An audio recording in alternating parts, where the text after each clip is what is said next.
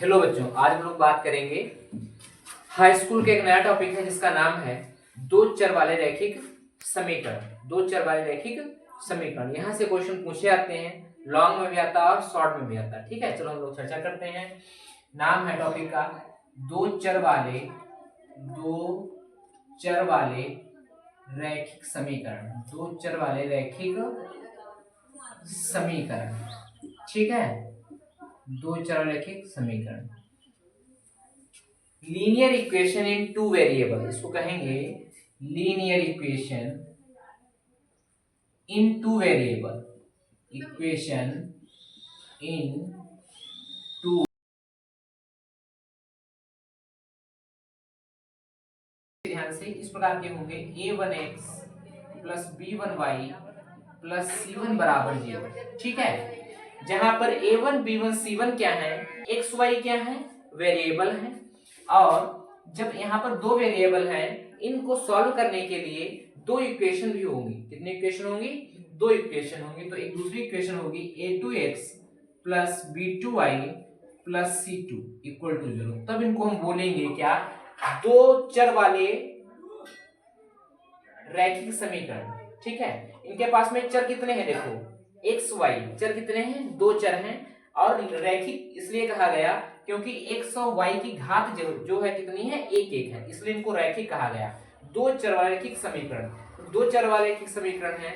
इनको सॉल्व करने के लिए हमारे पास में समीकरण भी दो को सॉल्व करने से पहले हम लोग जानते हैं कि कब ये सॉल्यूशन देंगे, कब ये सॉल्यूशन नहीं देंगे, और कब सॉल्यूशन देंगे तो कितने सॉल्यूशन देंगे। ठीक है, तो पहले हम लोग इनकी चर्चा करते हैं। तो ये दो प्रकार के होते हैं। पहली बात करेंगे हम लोग संगत और असंगत की। इसकी बात करेंगे हम लोग संगत की और असंगत की। संगत और असंगत, संगत और असंगत। ठीक है, संगत कब कब होता है? ठीक है, संगत दो कंडीशंस में संगत हो जाएगा ये। जब इसकी दो कंडीशन होंगी तो उसको संगत नाम देंगे। पहली कंडीशन कब होगी? जो यदि इक्वेशन आपस में अनंत हल रखते हैं। ठीक है, अनंत हल होते कब हैं? जब ये लाइंस आपस में, ये दोनों सदैव लाइन मिलती है। क्या मिलती है? लाइन। और लाइन जब यह है तो अनंत हल कब होंगे? जब लाइन आपस में, दोनों लाइन एक दूसरे के ऊपर होंगी। कैसे होंगी? संपाती। जब लाइन संपाती होती हैं, जो संपाती रेखाएं, जब रेखाएं कैसी होती हैं? संपाती। जब रेखाएं संपाती होती हैं तो हल उसके कैसे होते हैं? अनंत होते हैं। मैनी सॉल्यूशन मिलेंगे और लाइन कैसी होंगी? संपाती होंगी, रेखाएं संपाती होंगी। कंडीशन के क्या, ध्यान दीजिएगा। यदि हम a1 बटे a2 करें इक्वल टू b1 बटे b2 करें इक्वल टू c1 बटे c2 करें। ठीक है, यदि x का कोफिशिएंट और इसमें x का कोफिशिएंट, y का कोफिशिएंट पहली इक्वेशन का, y का कोफिशिएंट दूसरी इक्वेशन का, और कांस्टेंट टर्म पहली इक्वेशन का, कांस्टेंट टर्म दूसरी इक्वेशन का, इनका रेशियो निकालें। ठीक है, और ये सब बराबर बराबर आ जाते हैं, तब कहेंगे कि जो रेखाएं होंगी आपस में कैसी होंगी? हमारी जो रेखाएं हैं, ये दोनों लाइंस हैं, ठीक है, ये कैसी हैं? ये संपाती हैं। संपाती के साथ साथ में कैसे हल देंगे? अनंत हल देंगे। ठीक है, तो रेखाएं ऐसे होंगी। ये कोई भी रेखा मान लेते हैं, ये है, इसके ऊपर ये दूसरी वाली होगी। ठीक है, इसलिए हर जगह पर, हर बिंदु पर काटेगी तो इसके कितने हल होंगे? अनंत हल होंगे। दूसरी कंडीशन इसकी है संगत की, और ये संगत भी है। दूसरी कंडीशन है अद्वितीय हल। कौन सा? अद्वितीय, यूनिक सॉल्यूशन, अद्वितीय हल। अद्वितीय हल, अद्वितीय हल में क्या होता है?